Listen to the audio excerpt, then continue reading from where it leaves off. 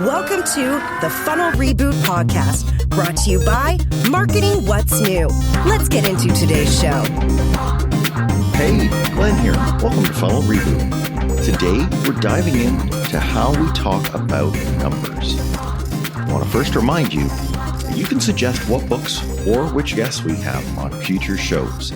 Tweet your suggestions at Funnel Reboot, or comment back to me on Instagram or LinkedIn, or leave listener feedback at 613-703-7073, and I'll do my very best to make your wish come true. On to today's topic. We humans are good at dealing with small numbers. So good that scientists have coined the word subitizing to describe how we know small numbers as well as the back of our hand. But the opposite is also true. Once we get past 5 or 7 or 10 digits, we can't differentiate big numbers. We know that 10 to the power of 10 is bigger than 10 to the power of 9, but how much bigger? Even on hearing that they differ by a factor of billions, we still stumble to gauge that kind of scale. And this puts those of us who present numbers in a bit of a pickle. Historical greats like Florence Nightingale had a terrible time presenting her data to government leaders. She broke with convention, framing everything she did in terms of soldiers, not statistics, to argue for the necessary nursing resources to prevent needless deaths in military hospitals. The book in today's show explains methods used by her and others at conveying numbers in a way that the brain can easily grasp. And knowing the tactics that worked for Florence should at the very least help us in our marketing jobs convince management to approve our marketing initiatives. Today's guest graduated with a BA in psychology and philosophy from NYU. And since then, she has written columns for Medium and appeared on NPR and CBS Sunday Morning. She's also written for many magazines and won an award for her journalism. Her first book was Can You Learn to Be Lucky? Why Some People Seem to Win More Often Than Others. Today, we're talking with her about her second book, Making Numbers Count, The Art and Science of Communicating Numbers, co-authored with Chip Heath. I'm so glad to welcome Karla Starr. Welcome to the show, Karla. Thank you so much for having me. Great to be here. Can you please tell me about this book that you have co-authored? What's it called? Yes, it is called Making Numbers Count, The Art and Science of Communicating Numbers, which I co-authored with Chip Heath, author of Made to Stick and Switch. And it's a guidebook for how to translate numbers into English. That's right. And it has just come out. We're recording this in 2022. Yes. So, Karla, the book, The Art and Science of Communicating Numbers. Let's maybe start with a little bit about our own brains. And let's be honest here. You begin us with a cold shower concept, telling us that, our brains, while they had a latent ability to start to use words, and, thankfully that's why we're here now, yeah. But the thing with numbers, it's not quite as strong in our brains. What is the issue with us and numbers? Right. So the issue with us and numbers is that we have a built-in concept to identify differences between small amounts, such as there's actually something called subitizing, which is our ability to recognize 1, 2, 3, and 4 without counting. Even as infants, we know to distinguish, look longer at something that has, a few, like 2 versus 1. But anything higher than that, and we actually have to learn it as a language, as a second language. So numbers are technically a cognitive tool like language, and it helps us to measure and predict and discuss the world with great precision. But it is something that has to be learned. And it is something that it does not come naturally to anybody. I feel so much better having barely survived high school math to hear you say that. Um, but there's a major problem here when it comes to communicating, right? Because we live in a world of numbers. We're in the information age, and many of us marketers, we peddle numbers, Yeah. for a living to be able to enable our programs to happen, or for us to demonstrate how, a product works. So this, this notion of getting beyond 4 or 5, we have to reckon with the fact that beyond that, no matter what we're saying, it kind of comes across to the other side as lots and lots and lots. Exactly. Blah blah blah. Or you can also think of the teacher in Peanuts. Right. Yeah. Charlie Brown. Yeah. Yeah. Wah, wah. Mhm. Yeah. So, and frankly, I've seen ways that this can be both used and abused. I, think of that terrible but truthful quote by Joseph Stalin, who said, "A single death is a tragedy. A million deaths is a statistic." Mm-hmm. And he was kind of he was very good at understanding how people's brains work, that Right. maybe that fact could get out and that it was his doing that had caused a million deaths, but it wouldn't matter. Right. That's terrible. Right. That quote also was taken in put into a paper by Paul Slovic, who wrote that whole that whole idea of psychological numbing or psychophysical numbing, or also known as diminishing returns, which we all know, like, there's a huge difference between 1 and 2. However, the difference between, say, 500,000 and a million deaths, it's kind of like it goes from lots to lots, and that doesn't really register as well. Like, I know here in the United States, we just passed 1 million COVID deaths, and I feel like it didn't hit people as hard as it could have, because we've just been dealing with all of these numbers for so long. It's just like, that's just another number to us. However, I remember in the very early days of the pandemic, a few years ago, I was living in New York City, and I had a few of my friends' parents pass, and it was just horrifying and heart-wrenching, hearing their stories. And that just seems like so far into the past now. I think about, like, that horrible story has repeated itself a million times. But empathy actually works in the brain, kind of like willpower, or sort of like a muscle. Like, it actually takes more metabolic energy to feel empathy. So it actually takes cognitive effort. And it's something that we kind of will downshift and not use, however, like, whenever we can, and our brains just can't process a million deaths, a million times, with a million times more emotion than just one. So it doesn't, right? It just goes a lot. Yeah, even if we're talking about that, so Yeah. that tells me that if we're talking about perhaps something a little bit more commercial and ordinary, Right. that we don't have a hope of getting something that someone is going to recall, or that they're going to take an action on.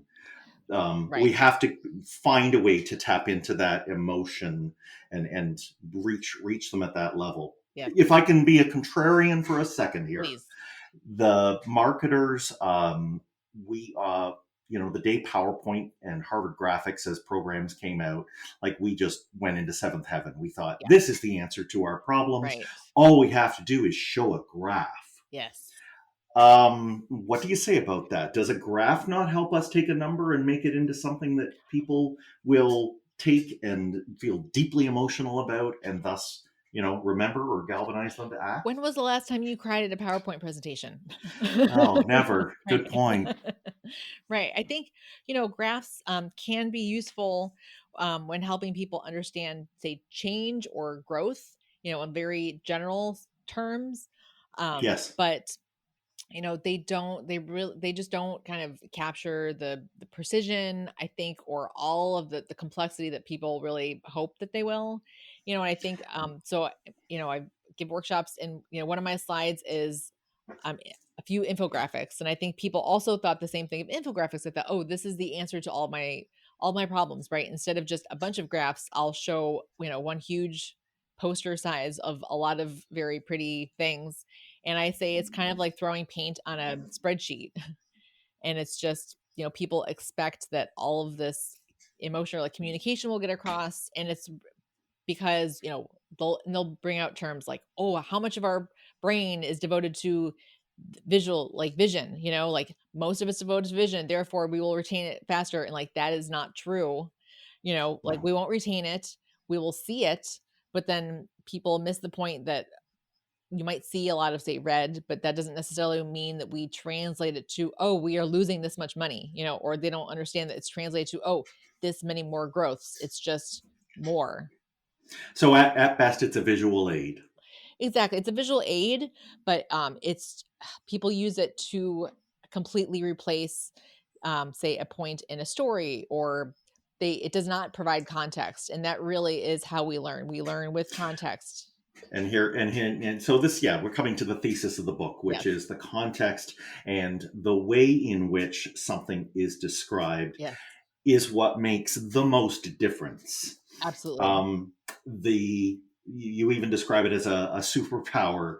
You say Superman could see through walls, but you can make the walls invisible so that everyone else can see through them. Right? Mhm. I think that's a brilliant way to just explain how central the psychology of communication is. Yeah. Just to kind of maybe put the last nail in the coffin on that, do we need PowerPoints? I've never cried at a PowerPoint, but I have teared up at a couple of TED Talks. Yes. Right. Yes. And that is because there's just a person standing there and they have put, I don't know how much time into thinking how they can convey what's on their mind in a way that another human being is going to grok. Yes. Yes, absolutely. I was just talking to someone who had given a TED Talk, actually, and she was telling me, she spent however many, like a full month, going down to this like 10-minute story that she told, which has now been viewed millions of times and no numbers whatsoever.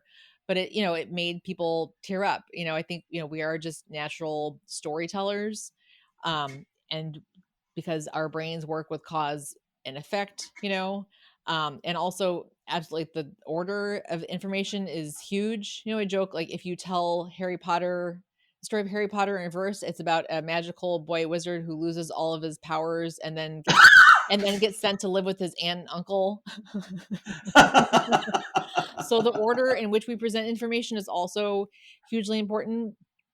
And I think I just have to say, central thesis of the book, I would argue that this is a book about how to translate numbers into English. And that if you're ever wondering, like, what's the main point here, everything that you know about communicating can also be applied to numbers. Period. Yeah. Full stop. Right.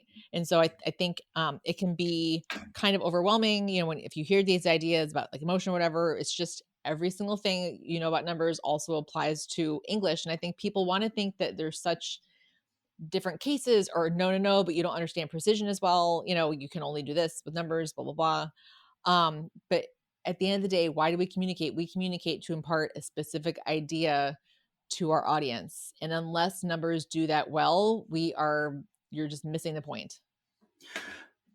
As someone, and I have many other, peers of mine who spend hours upon hours poring over spreadsheets. Yeah.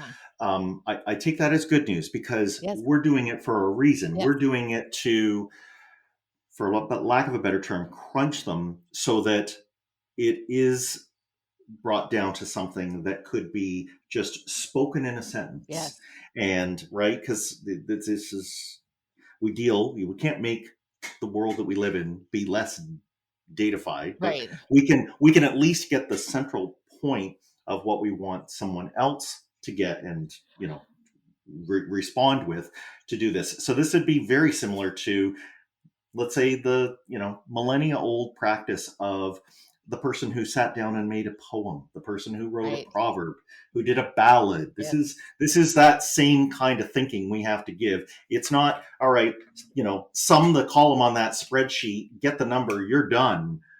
That's not what they did. Right. I'm sure they had, scribblings all over the place, but it had to be brought into something that would be, useful and maybe compelling. Right. And that's why it still exists. Right. Exactly. That's why that's not in a waste paper basket somewhere.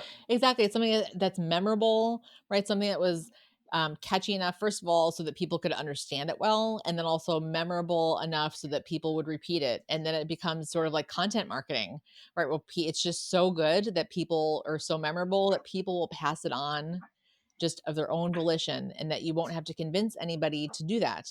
And I think that it's also, it can be kind of empowering in a way, because a lot of people, they like to um, learn the fact that sometimes less is more. Like sometimes you don't, instead of poring over the data and the spreadsheets, take a step back from the numbers and then think, what is the overall point that you're trying to say?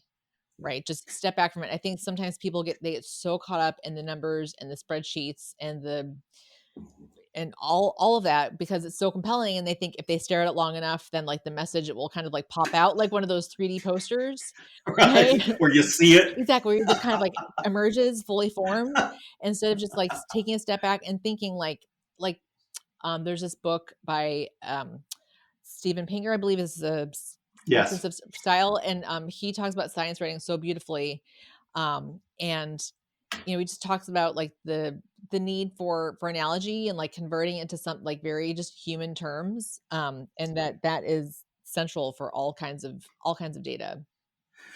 And this is actually, we shouldn't hold off any longer. This is how the book is written. The book uses examples all throughout with these types of conversions to bring it home for us. And then each chapter kind of deconstructs the different methods that we're seeing in each one of them. But you can, I get just enjoyment by just going through the examples. And I have to say, I'm glad for whoever put together an exhaustive index, because after having read the book, I will shoot to that index so that I can go back to the particular. I first remember the way the story, right? And the statistic, and then I notice what chapter it's in, and I figure out how it was done. Mm-hmm. Right. So this is. I mean, isn't that proof positive of how our brains work? Right. No, that's great. You're reverse engineering, and you want to kind of see how the sausage is made.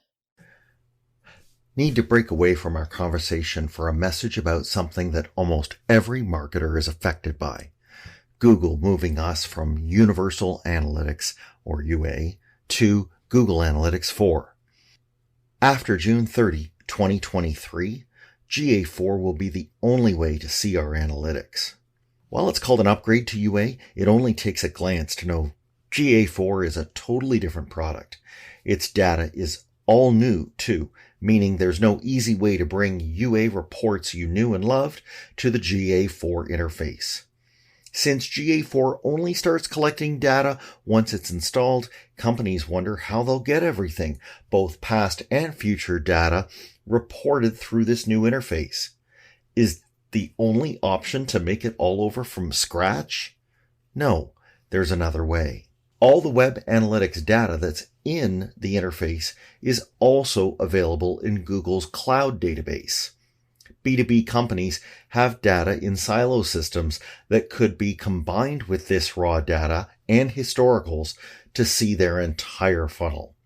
This enables you to fetch answers you'd never get from the old Google Analytics. Someone asks marketing a what-if question? You can use data anywhere in your company to answer it. Visualize interactions with prospects to better learn how they like to be treated. Have people who always ask for the same data? Make an automated dashboard for them. The learning curve for marketers here is steep, but you can make this leap, working hands-on in a supervised setting. That's why I am leading a live workshop to get you there. The GA Fast Forward workshop goes beyond installing GA4 and setting up conversions with Tag Manager. You'll learn how to normalize data coming from ad platforms and internal systems and pipe them to Google Cloud. Google Data Studio will then present it in the best way for getting your story across. By working directly on the tools for 2 days plus post-workshop support, you'll become very confident in using them. The first workshop is in Ottawa this October. Go to GA Fast Forward for all the details. It's also being held in other cities, so put yourself down to be notified when yours comes up, or nominate your city to be put on the tour. Those who want to take advantage of the Google Analytics stack should check out this program by visiting gafastforward.com. You can spell forward with the numeral 4 in the middle, as in GA4, or the normal spelling of the words to get there. That's it for the message. Let's get back to our guest. In any order, do you want to maybe lay on us some of the basic methods that you talk about for how to do this? Yeah, I absolutely. So I think one of the methods is there's this idea, the perspective sentence, which was originally thought of by researchers at Microsoft who were studying and researching how they could make people access Bing more often and use Bing for their internet sources. And they came up with this idea of the perspective sentence, which is, if somebody is Googling something like, how big is Ireland? Instead of just saying Ireland is 70,000 square kilometers, they would say Ireland is half the size of New York State. So in that case, Right. they are explaining something that people don't know in terms of something that they do know. And they're using like very simple multipliers. So you could say, another way of putting it would be, blank is as big as, or twice as big as. So it's just using a very simple analogy. And I mean, this can be done for so many things, but so the way that I love that people did this. So we have this whole list in the book of a couple of years ago when the CDC and other health organizations around the world were coming up with social distancing guidelines. They all followed this exact example. So for example, in Canada, stay one hockey stick away, right? In Japan, Right. in Japan, one tatami mat. In San Diego, it was one surfboard. So time and time again, like around the world, or like in Russia, one bear. You see Right. all of these things. Like it's just they're all 6 feet exactly or 2 meters. Exactly, they're all 6 feet, and they're all things. Also, they take in terms of like the demographics, right? So marketers, like, what would your audience be familiar with? Like, what kinds of things would be around them? And then they also managed to frame the example in those terms so that it was just something very natural to think about. And then also another good idea or thing to take away from it is that this idea of using human scale sizes. So if something is very large, you can shrink it down, or if something is very small, you can make it big. So for example, human scale, this is, small scale would be, hummingbirds weigh 3 grams and consume about 3 to 7 calories a day, right? So that's so small, I don't even know what that means. But we could put it in terms of like human size. We would say if a hummingbird were the size of an average adult male, it would need to consume more than a can of Coke every waking minute. 60 seconds. Yes. Just chug, chug, chug. Yes. Wow. Which is crazy. So, so we're putting things in terms of like you, right? So again, it's kind of like the 1-to-1 ratio, right? In terms of things you would understand.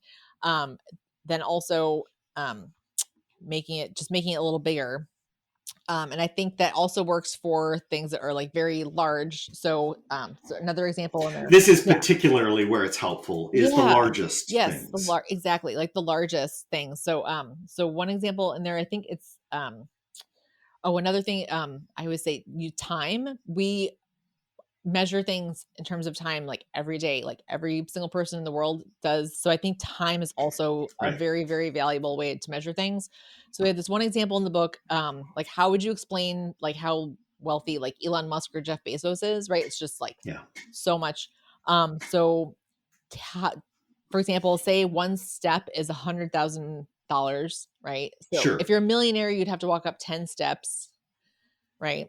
If you're a billionaire, at a normal walking pace. So a couple of seconds. Exactly. A couple of seconds. And then if you're a billionaire, you would actually spend a few hours walking up steps. And then if you're like Elon Musk's, to reach his wealth, you would be walking up steps full time for 2 months. Yeah. Which is, give me a couple steps. You won't even notice that they're gone. Yeah. So we can take, and money is a great one because money is a very difficult thing to give this. No word of a lie. I was at the bank yesterday with my son, and we were talking interest, and probably being influenced by the book, I said, interest is time over money. Yeah. Sorry, Mike, I got it backwards. Money over time. And so always refer to it, like we would with miles per hour or something. Like have a way to bring it into something that, our brains know how the rotation of the sun, for a day, we get what a day is. But there are just many other things. You talk about how our own body dimensions, there's many units of measures that we've had forever Yeah. that are related to the length of our arm, how many steps, is 1,000, how far is that? What's bigger than or larger or smaller than our head or, our hand or fist. So, these become really important to use. For that matter, all of the senses, how far our eye is able to see an object, and it's like, okay, well, it would have to be this big if it were 10 miles away. Right. Otherwise I wouldn't see it, right? It's not visible to the naked eye. It's not big enough. Right.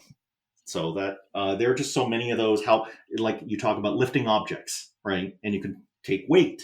So any of these dimensions, like this is just a complete sandbox to just go to town in. Yeah, absolutely. And I think, one of the things that stuck out for me, a couple things. Number one, I was going through all of these like kind of cool, like fun, quirky ideas to like explain numbers. And then I realized, these were a lot of ideas that, I remember from like middle school science class, right? That just made it really fun. And I feel like, as we become adults and we get older and then we like, no, it all has to be a spreadsheet. I think this book kind of is like, why not recapture some of that fun when people made things interesting and they really just grabbed your attention. And I think that we're so used to seeing things in such a boring way that when you see things expressed in this interesting way, it's like, oh, why not? Like it's, like, yeah. Yeah. I mean, maybe for a half second, we think, well, that's not pure. That's dumbing it down. It's not. It's making it meaningful. Exactly. It's making it meaningful. And I also think that there's this like false narrative that people cling on to, that something, it has to be either, if it's accessible, then it's not precise. And I think you can have something be clear and precise. And I don't think that those are contradictory terms. So you take on, and this would appeal to people who are in our data science field, but you talk about it with researchers and academics.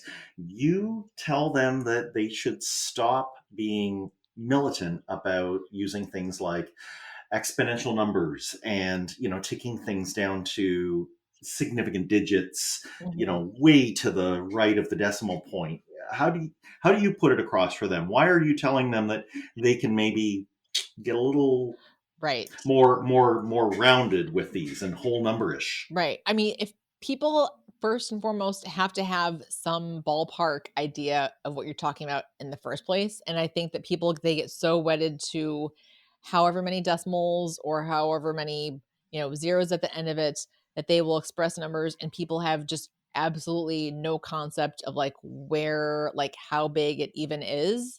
Yeah. I think what happens is our working memory gives up, right? Yeah, absolutely. You had me at like pi, right? Like, okay, 3.14. And then I start to just, wait a second, what was the first number? Right. So absolutely. And it has, also I think we all suffer from the curse of expertise, and the numbers that we're used to using every day on a daily basis. Like we forget about the fact that those are completely foreign to someone else. And it has absolutely nothing to do with intelligence. It just has more to do with how much time we've had practicing looking at numbers in this way. And so, numbers say that a doctor is used to using, if they want to talk about like tumor size or blood glucose levels, like they're very familiar with those. They might be talking to somebody who is, say an architect and or a lawyer, any human being, and they might be very, very intelligent, but they just happen to not use those terms on a daily basis. Yeah, they don't read the lab results. They know other numbers. And so flipping this around for a second, because, you do give it you have some, I'll just call them, mutually arguing points in the book. And I think that's healthy. The one here is try to put it in the domain of the person, put it in their knowledge terms. So you do, for example, give times where maybe we would explain to an architect something in terms of a 2-story house. Right. Or if you are speaking to boxers or doctors or whoever, you should be willing and take that little bit of extra work to say, well, this means, this in your field. Or to a restaurateur, this is how many open tables you are giving up by not making this marketing campaign. Right. If you want your restaurant full on a weeknight, Right. this is how many more you get.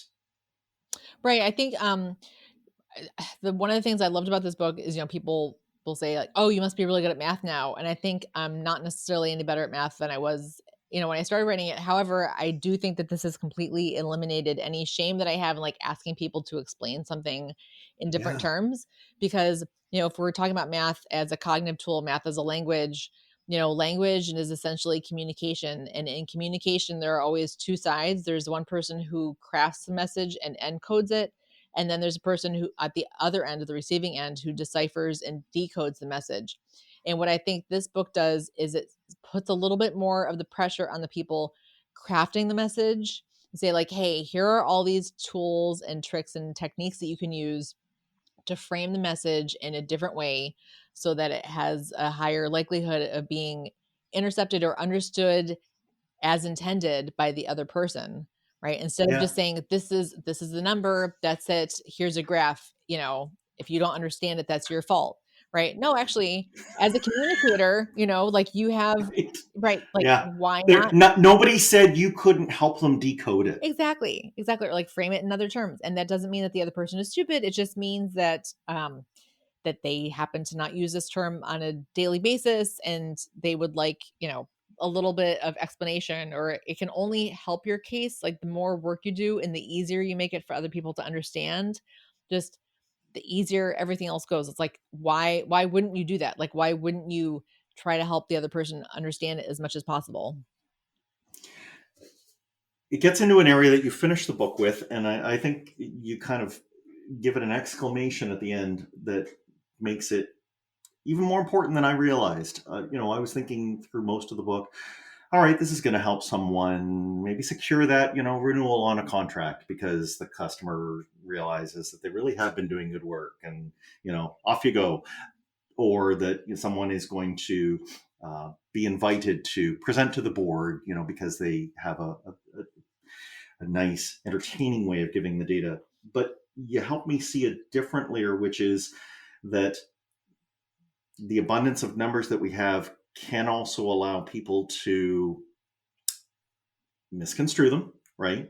You mentioned a writer, a 20th century writer, who talked about how to lie with statistics. Mm-hmm.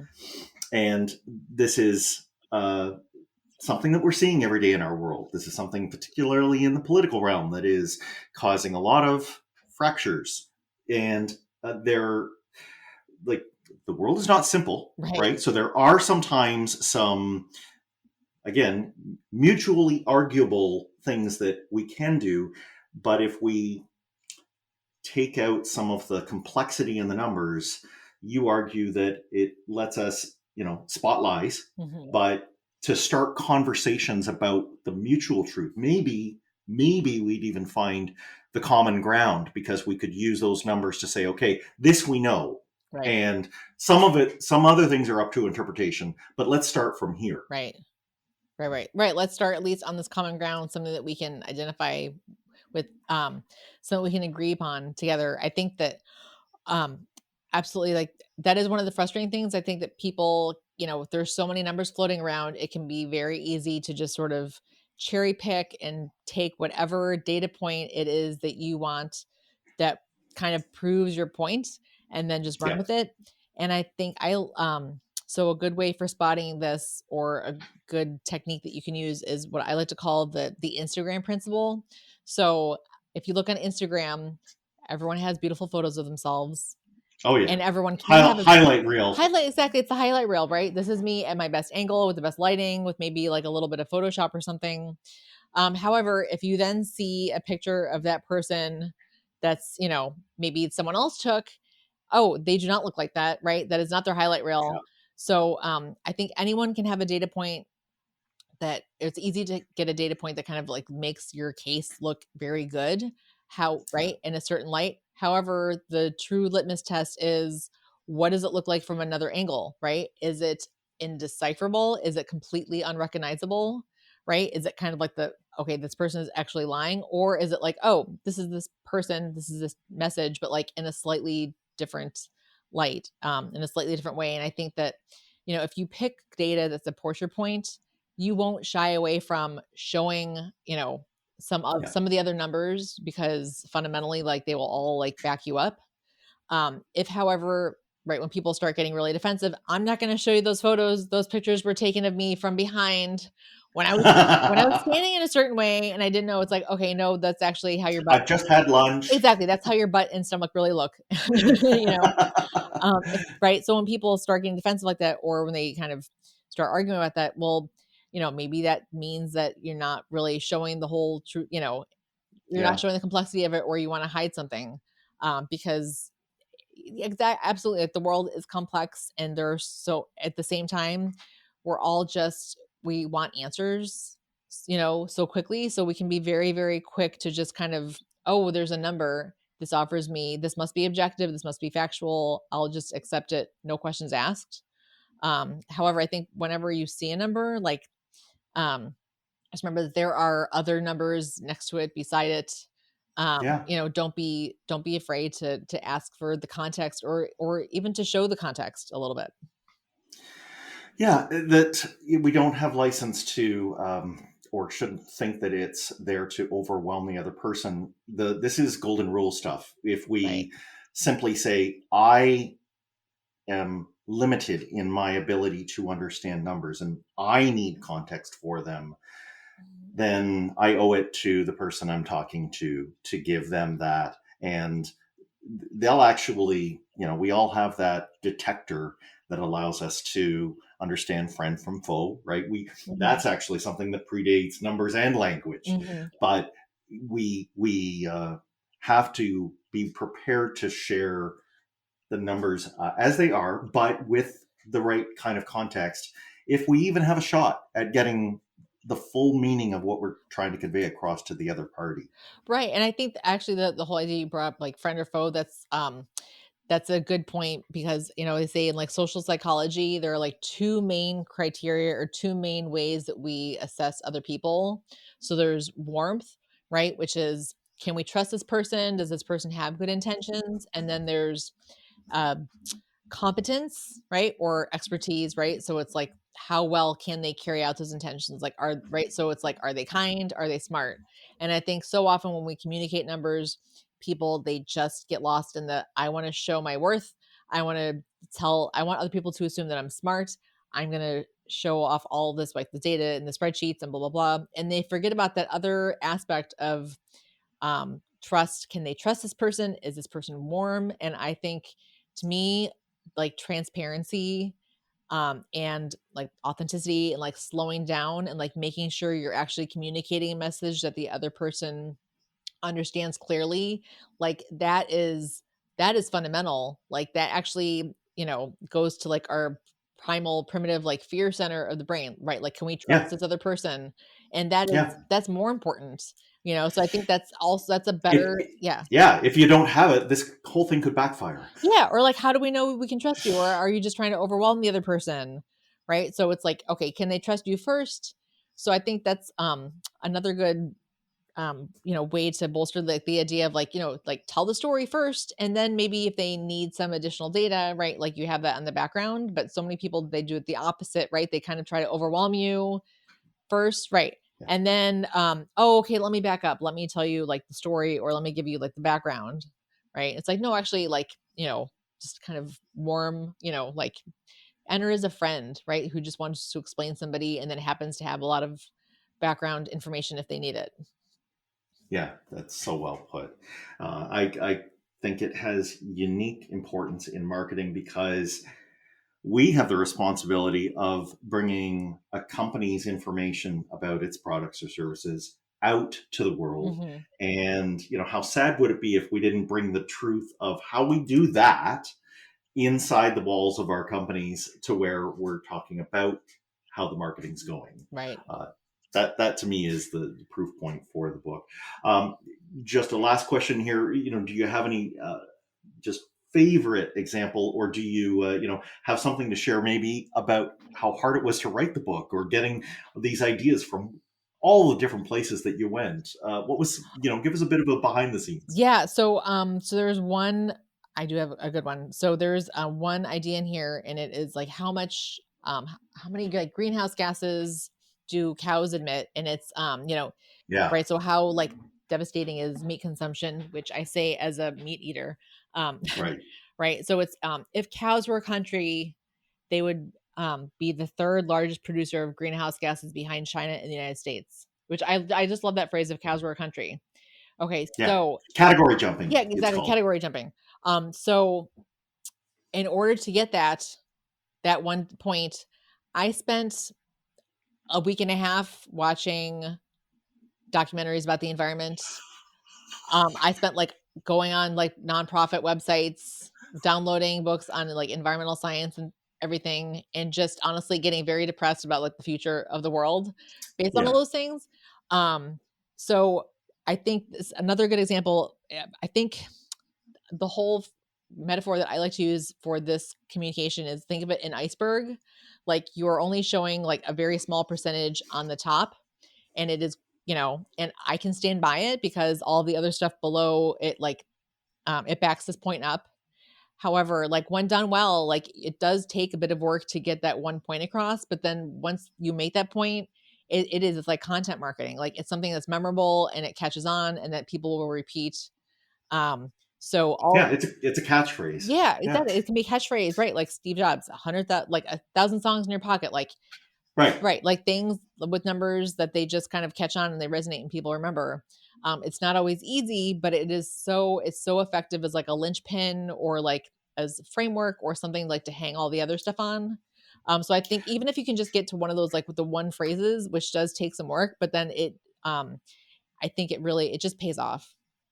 Sounds like it's worth the time, even if it is a week and a half. Yeah. And you can do other things. And I'm glad that I didn't have to spend the week and a half that you did, because that example, you just perfectly put it in. Karla, when you're not writing a book like this and you're helping people, I'd love you to tell our listeners how they can get a hold of you and what kind of things you're able to help them with. Yes, absolutely. I am, my website is kstarr.com. I have a little work with me button thing. And, we set something up. I'm also giving a talk in a couple weeks, actually for market researchers on like how to present like from math to motion or using math to motivate. It's like how to present numbers in a way that inspires change and behavior motivation. And I love talking to people about this. I have some workshops that I do on this because I don't know. So the website's the best. Yeah, exactly. Yes, the website. Sorry. Yeah. And I have a Substack called the newsletter called the Starr Report that I love writing on. So that's something else. I'm really glad that you came on the show today. Thank you so much. Yeah, thank you so much for having me. It's been a lot of fun. Yeah, and I hope that our listeners have a lot of takeaways. I do encourage you to find the book. It's available everywhere, and you can flip through it. You don't necessarily have to read it from front to back, but there are so many good things in there. I guarantee it'll make you think of a new way to present something that you have, that you're currently working on. And if you just start to build that habit in a little bit, then you will be able to have those memorable pieces of information that you can eventually become just so fluent at it that you do it without even thinking. And I hope that you end up with something that made your funnel even better. Thanks for listening. Follow the show on Twitter @Funnel Reboot. If you like what you have heard today, please consider leaving a review wherever you get your podcasts.